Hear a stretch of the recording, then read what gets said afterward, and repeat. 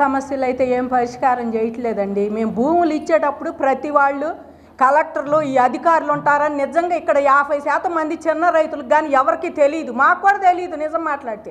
నాయకుడిని చూసి ఇచ్చాం, సైబరాబాద్ అంత చేస్తాడు ఇంకా ఎక్కువ చేస్తాడని నాయకుడిని చూసి ఇస్తే ఇప్పుడు కలెక్టర్ అదే మాట్లాడుతున్నాడు, కమిషనర్ మరి నాయకుడే చేస్తాడు, మేము మా చేతిలో ఏం లేదండి వాళ్ళు రావాల్సిందే అంటే. సిఆర్డీ రాసేటప్పుడు మీ సంతకాలు కావాలి, ప్రతిదానికి చేసేటప్పుడు రాజకీయ నాయకులు కావాలి. కమిషనర్ అదే కదా ఇప్పుడు చెబుతుంది. వెళ్ళిన దానికి రైతులకి లెక్కలేదు. మరి గోవిందమ్మ గారు అన్నట్టు అసలు లెక్కే లేదు. చిన్న రైతులు పోతే వీళ్ళెంత మీరేందండి మా దగ్గరకు మీరెంత అన్నట్టుంది. మా నెల సంపాదన లేదు, మీ సంవత్సరం సంపాదన అవతల పోయింది అన్నట్టు చూస్తున్నారు. భూములు ఇచ్చేటప్పుడేం ఓడమల్లయ్యలం మేమందరం, ఇచ్చిన తర్వాత ఇప్పుడేం బోడి మల్లయ్యలం అనమాట. చేతిలో జిక్కారులే వాళ్ళే తిరుగుతారు మా ఆఫీసుల చుట్టూ, మా జీతాలు మాకు వస్తున్నాయని. మేమైతే చంద్రబాబు గారిని చూసే ఇచ్చామండి భూములు, ఆయన ఏదో చేస్తాడని చెప్పి. ఇప్పుడు వీళ్ళు ఇదే మాట్లాడుతున్నారు, రాజకీయ నాయకులే రావాలి, ఆయన చేస్తాడండి, మా చేతిలో ఏం లేదు, మంత్రి గారు చెప్పాలి, ముఖ్యమంత్రి చెప్పాలి అన్నట్టు మాట్లాడుతున్నారు. ఇంకా అంతకాడికి మీరెందుకు అక్కడ? మీరు పోయి వాళ్ళనే కూర్చోబెట్టండి ఆ ప్లేస్లో, మీ పనులు మీరు ఏరే జిల్లాల్లో చేసుకోండి. సిఆర్డీ మీకు పెట్టింది 29 ఏళ్ళ సమస్యలు పరిష్కారం చేయడానికి. ఎన్ని సమస్యలు చేశారు మీరు? గ్రీవెన్స్ అని పెడతాం, తీసుకొచ్చిన కాగితం పక్కన పడేయటం, గ్రీవెన్స్లో ఒక సమస్య అన్నది ఇచ్చారా? ఇక్కడ లోకల్గా మీరు అన్ని సిఆర్డీలు ఊరు పెట్టాము, పోయి తహసీల్దార్ని అడగండి పట్టుకోండి అంటున్నారు. వాళ్ళ దగ్గరికి పోతే మాది లేదండి, పై దాకా వెళ్ళాల్సింది, ఇది మా పరిధిలో లేదు. ఇంకేంది మీరు పెట్టింది ఇక్కడ వాళ్ళు ఎందుకు? మేము వెళ్ళి అడగటానికి నా కాగితం తీసుకొని కూర్చోడానికి వాళ్ళు ఉంది.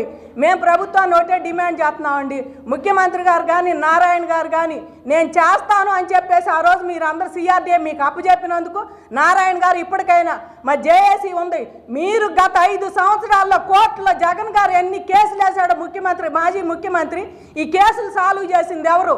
మమ్మల్ని నడిపించింది ఎవరు?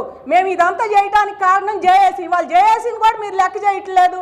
మేము వాళ్ళని అండ చేసుకొని మేము మహిళలు ముందుకు వచ్చామంటే మా వెనకాల సెక్యూరిటీ ఉందనే వచ్చాం, అంతేగాని ప్రధానికి మీరు మహిళలు ఉండారు గెలిచాం వాళ్ళు చేశారంటే మా వెనకో జేఏసీ అనే సెక్యూరిటీ ఉంది. ఇన్ని కేసులు పెట్టించుకున్నా, ఒక్కొక్కళ్ళు 25 కేసులు ఆడాళ్ళ మీద పెట్టినా, ఇంకోసాటికి మేము దూకుడుగా పోయినా మా వెనకో సెక్యూరిటీ, అది జేఏసీ. వాళ్ళని కూడా మీరు లెక్క చేయట్లా. ఎప్పటికైనా రైతులు అందరి తరఫున జేఏసీ వస్తుంది, మరి నాయకుడే పెడతాడు, మేము చూసి ఇచ్చిన నాయకుడే వస్తాడో మాట్లాడటానికి, లేదా కమిషనర్ ఇప్పటికైనా కళ్ళు తెరిచి మరి ఇలాంటివి వాళ్ళకి లెక్కే లేదు, ప్రెస్ మీట్లు పెట్టినా వచ్చి సమస్యలు పరిష్కారం చేస్తారో. రైతులకు మాత్రం తీరని ఆవేదన అయితే చాలా ఉందండి, అసహనం కూడా ఉంది. తీసుకొచ్చుకున్నాం ఇట్లా చేస్తున్నారని అధికారుల మీద అయితే నాయకులు నారాయణ గారు కానీ ముఖ్యమంత్రి కానీ తొయ్యొద్దండి.